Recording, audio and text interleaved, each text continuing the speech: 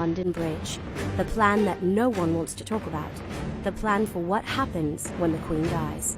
No matter how secretive Buckingham Palace may be about the plans that surround her death, everyone knows exactly what to do, and the plans, which were uncovered by The Guardian, are complex, intricate, and timed out to the exact minute. Phase 1. D-Day. According to The Guardian, on the day the Queen dies, Edward Young, the Queen's private secretary, will be the first official to convey the news, setting Operation London Bridge into full gear. And at the exact moment in which she passes, Prince Charles will become king, and Camilla will become queen-ish. We'll explain that a bit later. On a secure line, Young will directly inform the British Prime Minister that London Bridge is down, and the news of her death will be distributed to various heads of state before it is disclosed to the general public. Once the Prime Minister is alerted, the Foreign Office's Global Response Center will alert the 15 governments where the Queen is still considered the head of state. From there, the 37 nations where she still serves as a political figurehead will also be informed. After this, the announcement of her death will be shared with both the UK's Press Association and the rest of the media outlets across the globe. Outside the palace, the news crews will be able to assemble in a predetermined area next to the Canada Gate. The same message will appear on the palace's website on a dark background. All the flags at the palace will be lowered and bells will toll. Both houses of Parliament are expected to gather within hours of her death. And on the evening of his mother's death, Charles will make his first address to the public as king. Now, all of this is assuming that she dies in London. If that's not the case, here's how things will play out. Scenario 1. If the Queen dies abroad, the royal equivalent of Air Force One will fly a coffin to the location of her death, accompanied by the royal undertakers, and return the Queen's body to London. Scenario 2. If the Queen dies at her Sandringham estate in Norfolk, her body will return to London by car a few days after she passes. Scenario 3. The most intricate scenario of all is if the Queen passes while at the Balmoral Castle in Scotland, where she spends 3 months a year. Scottish rituals will play out before her body returns to London. Phase 2. D-Day. Before her body returns to London. Phase 2. D-Day +1.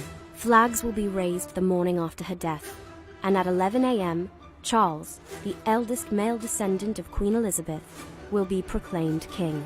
At this point, Charles has waited longer than anyone else in history to assume the throne. Phase 3. D+1 through 12. Following the first 24 hours after her death, Great Britain will enter a 12-day mourning period, culminating with the Queen's funeral. King Charles will tour the country, stopping in Edinburgh, Belfast, and Cardiff, to appear at services to honor his mother. During this time, he will also meet with various elected leaders. D+1. Westminster Hall will be closed for cleaning. Elaborate and lavish funeral preparations will begin. D+4. The coffin will be moved to Westminster Hall during a procession that is expected to take place throughout London. When the coffin arrives, Big Ben will chime. Her body will then lie in state for 4 days. The Queen's orb, scepter, and the imperial crown will be placed on her coffin, and visitors will be allowed to pay their respects for 23 hours a day. D+9. In the early hours of the morning, the jewels will be cleaned before the funeral begins. Daily life will come to a halt in London. Businesses and stores will be closed. Big Ben will toll at 9 a.m. on the dot, and the bell's hammer will be covered with leather so that the bell rings in muffled tones throughout the remainder of the day.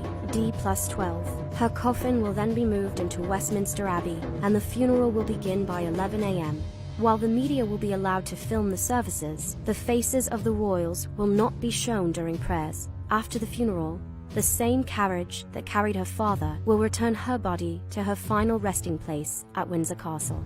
It's an understatement to say the Queen's death will mean huge changes for the House of Windsor. As previously mentioned, Prince Charles will become king. So what happens to Camilla? Most royal experts believe that the Queen's death will technically make Camilla the Queen Consort, but any speculation about her title is just that. King Charles will ultimately make that official decision. The Queen's death will move Charles's eldest son, Prince William, the Duke of Cambridge, up in the line of succession to heir apparent. After that, William's 3 children will fill the line in their birth order. This includes his daughter. Thanks to a 2011 vote by the British Commonwealth, Princess Charlotte will be second in line, following her big brother George. So what does this mean for Prince Harry, Charles's youngest?